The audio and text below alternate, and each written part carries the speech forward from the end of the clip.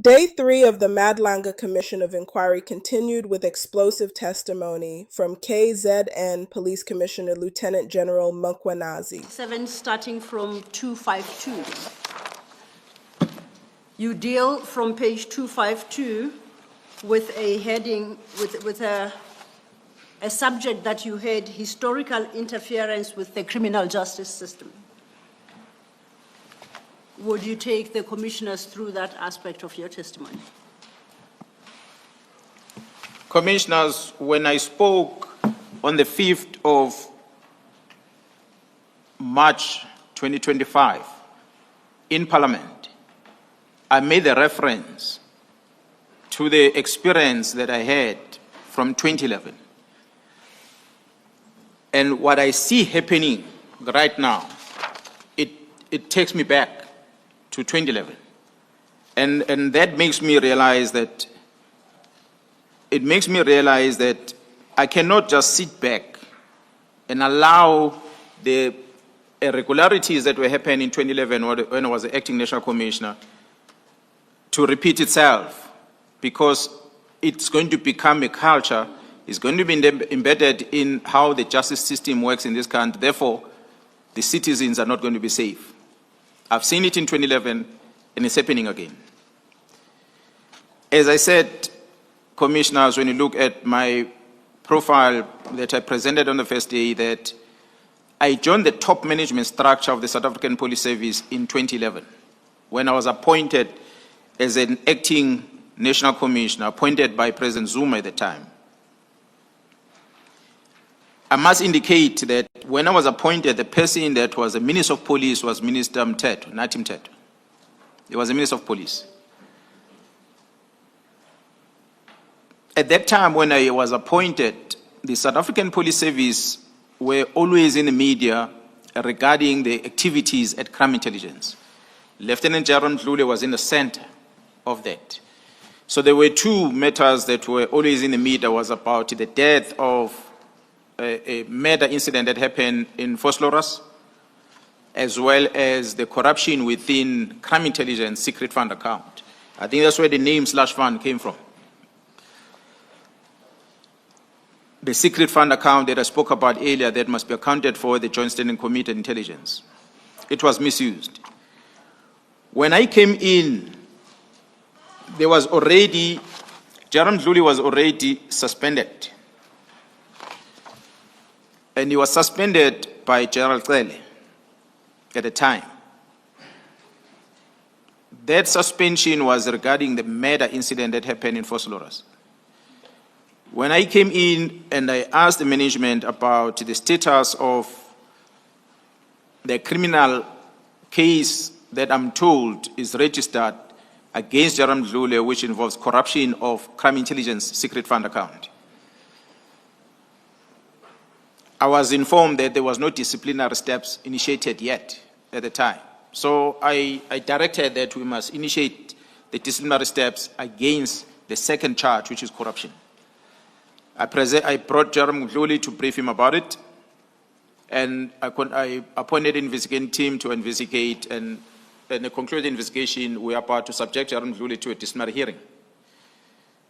And then General Mdluli, to my surprise, then contacts me and he says to me, his criminal case that is going to appear in the Commercial Crime Court in Pretoria is going to be withdrawn the following day. So I was perplexed and I said, but Jared Dramat, as the head of the Hawks, do you know about this? And he said, no, he's not aware.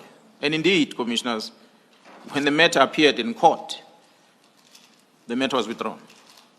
So I demanded to know the reasons for that. They finished me with a submission that was made by the Deputy National Head of NPA at the time, Advocate Mkhwanazi, where he gave the instruction to Advocate Mzinyati, who was responsible for that case, and Advocate Mzinyati then directed a prosecutor who was working on the docket, Advocate Bredenbach, who's a member of parliament now, to withdraw the case. So the case was withdrawn, simply because of Advocate Mkhwanazi, regardless of evidence. But the reasons Mkhwanazi put on his letter was that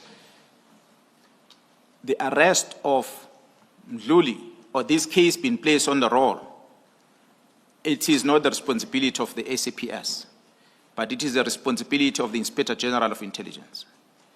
I explained earlier, Commissioners, that crime will happen. If crime happens within the secret fund account, there must be audit, there must be accountability, and then the case must follow, which must be handled with care, but the case will follow. So similar to what is happening now, if there is any corruption within crime intelligence, that matter must be reported to the right structures and cases must follow thereafter. So at the time, the coordination of the information coming from crime intelligence to be given to an investigation team was facilitated by a senior officer within crime intelligence on an arrangement with DPCI. So the investigation was done correctly. But here's the case withdrawn and citing the reason that the Inspector General of Intelligence is the one who's got a jurisdiction on this matter.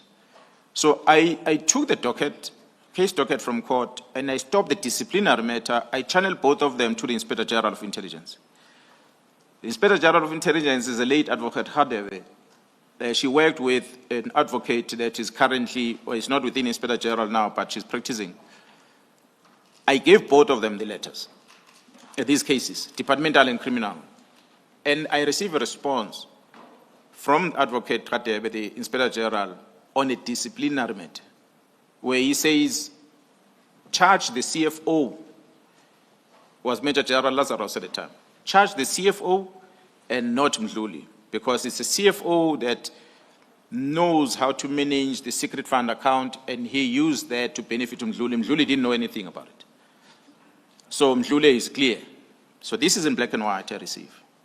But I then said, I told Mdluli and the minister at the time that, yeah, the Inspector General is saying this, but I'm not going to implement this because I want a response on the criminal matter.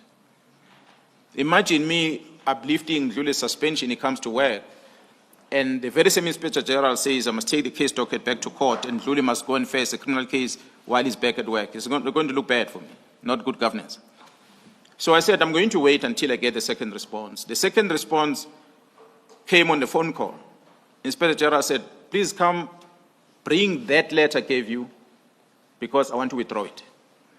So my question was, why do you want to withdraw? And she says, no, we have studied the case docket. And the reason advanced by the National Director of Public Prosecution is misplaced.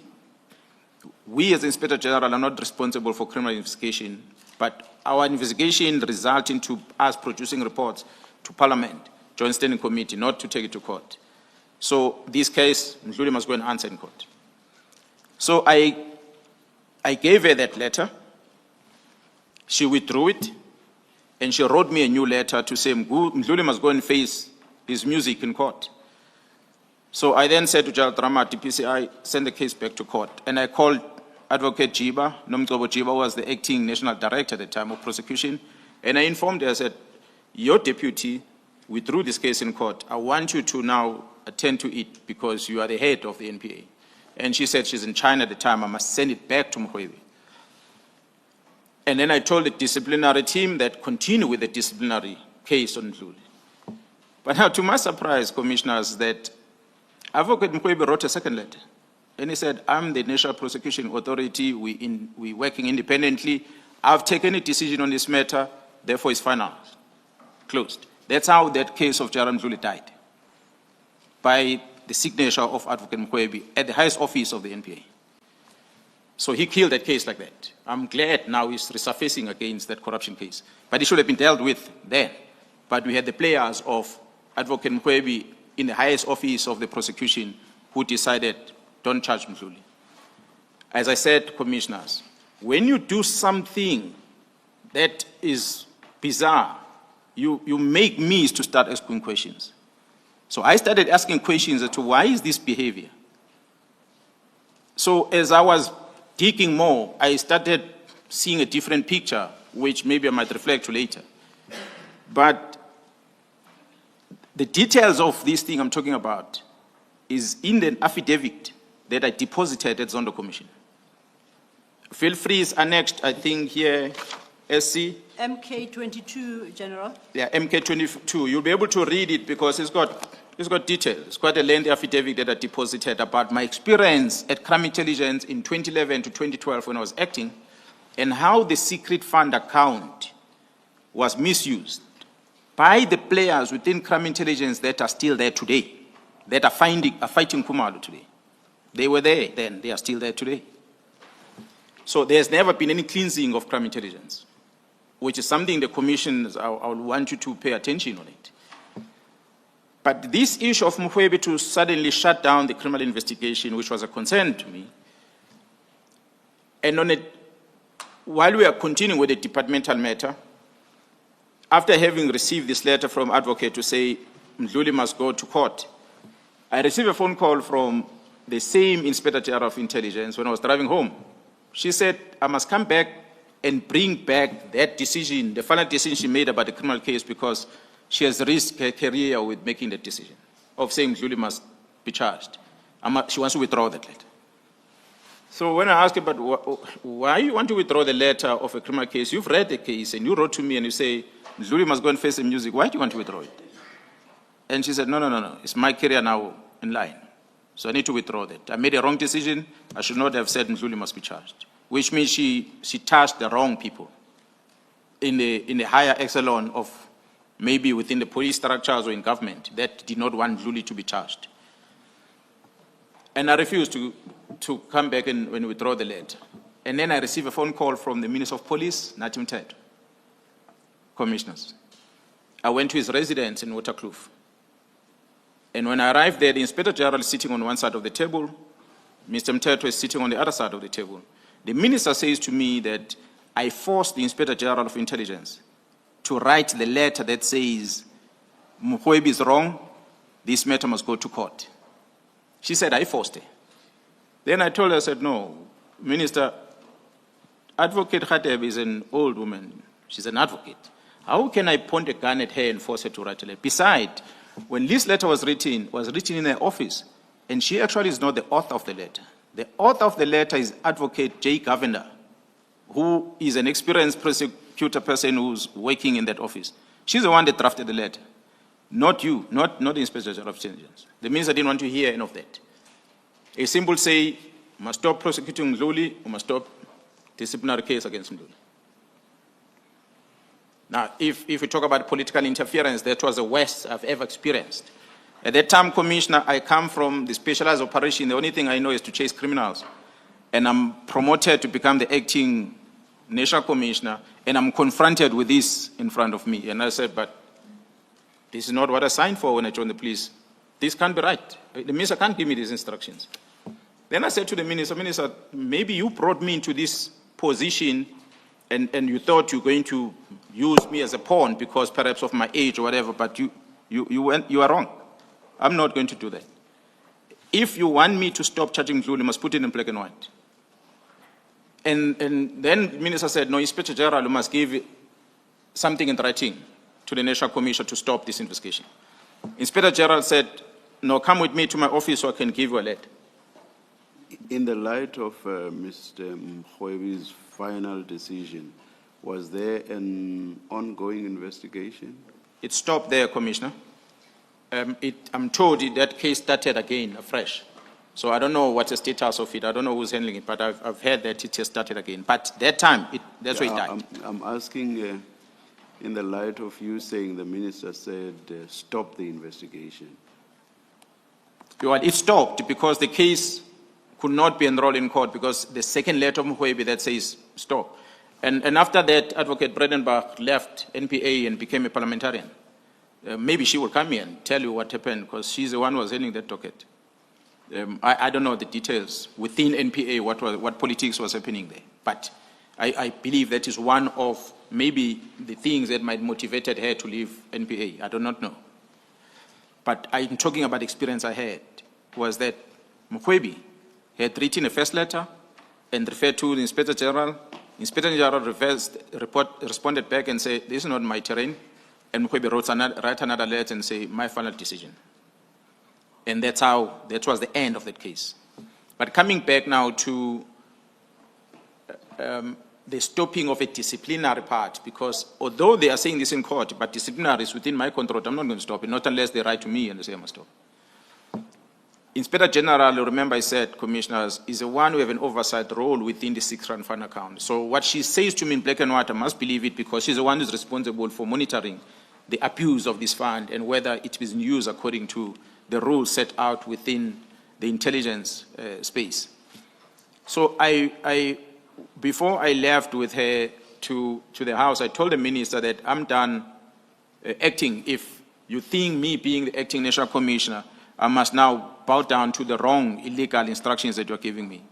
His words was, I didn't appoint you, it's the President that appointed you. So I told the President, I'll go and meet with him, but I'm done acting. So I went to the Inspector General's office, and I don't know whether it's my ancestors or whatever that helped me, because the letter that she had written me first, that cleared Mdluli and said I must charge the CFO, which she later withdrew, she did not destroy the letter. She archived that letter. And she issued me another letter which contradicts that one.